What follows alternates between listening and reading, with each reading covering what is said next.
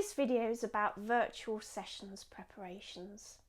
And whether you visit me for your session in person or whether we do it virtually, it's important that you're in a safe environment where you can feel relaxed and you won't be disturbed. So for your virtual session, I'll ask you to lie in a semi-elevated position.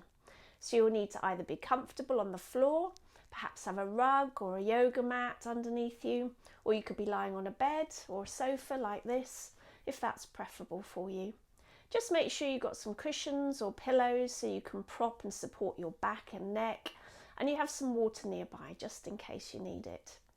Make sure you don't have a heavy meal right before the session.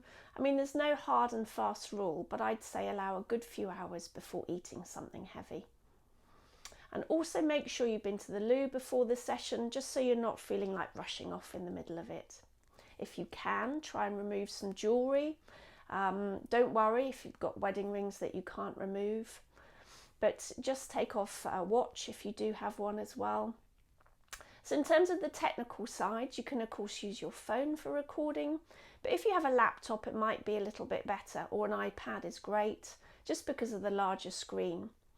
I'll send you a link by email or WhatsApp, whatever your preference is, before the session for you to click on, and it's really straightforward.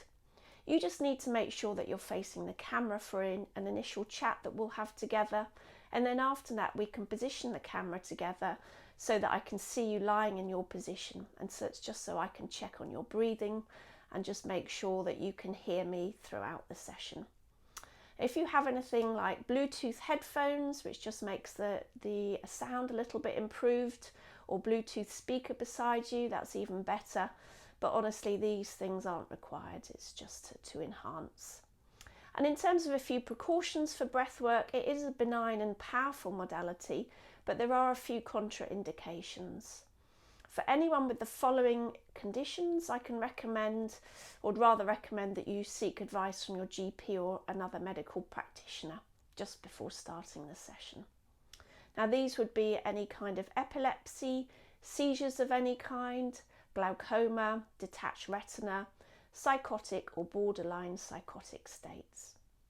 And should you have any kind of heart or blood pressure or respiratory issue, just make sure that you're semi-elevated during the breath session, but it's absolutely fine. Thank you.